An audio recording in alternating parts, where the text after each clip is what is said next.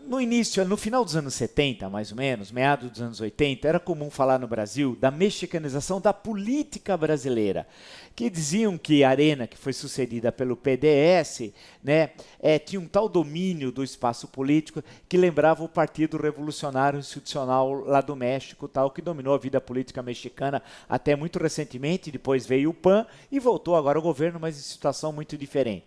Depois, quando o PMDB, em 1986, teve uma enorme vitória eleitoral nos estados e para a Assembleia Nacional Constituinte, voltou a história que o PMDB poderia ser um PRI. Então sempre ficou essa história da mexicanização da política. Hoje, a situação é outra. A mexicanização não é da política, mas é da relação do crime organizado com a estrutura de Estado.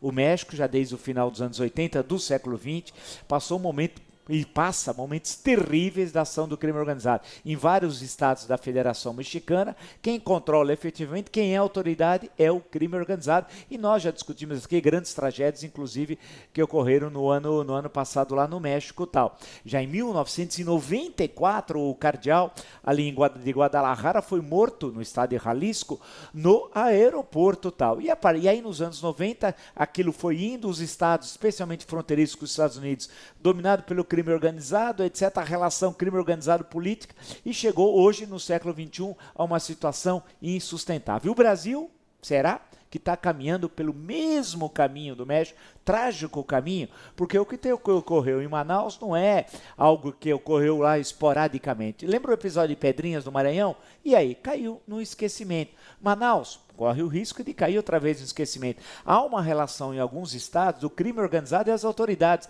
e crime organizado e o processo eleitoral, que no Brasil é realizado a cada 2 anos, ou na esfera municipal ou na esfera estadual. Ou seja, a situação é muito grave. Tem gravações, por exemplo, que envolviam até o governador. Ninguém sabe se é verdadeiro ou não, se foi montado ou não, mas era uma coisa muito estranha. Né?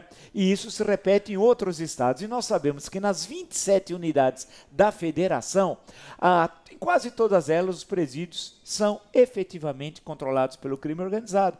Mas eles, não satisfeitos em controlar os presídios, o tráfico de drogas, de armas, o crime organizado entrou na política. Aqui em São Paulo, tem prefeitos foragidos, acusados de vinculação com o crime organizado. Em São Paulo, na região metropolitana de São Paulo. E no resto do Brasil isso se repete. Tem acusações de vereadores eleitos pelo crime organizado. Tem acusações de deputados estaduais e federais vinculados ao crime organizado.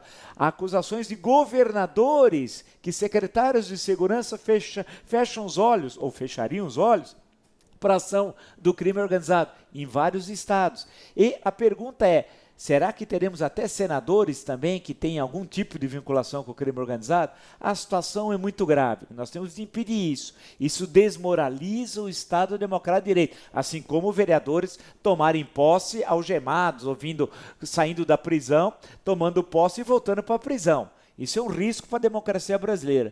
Temos de tomar cuidado com isso. A radiografia do problema do crime organizado, todo mundo sabe quais são os problemas. Das prisões, do sistema penal, do Código Penal, todo mundo sabe. A questão é fazer. Se não fazer, podemos chegar num caminho muito próximo ao que o México hoje vive em boa parte dos estados mexicanos. Torço para que isso não ocorra. Mas se nada for feito, o Brasil pode virar o México.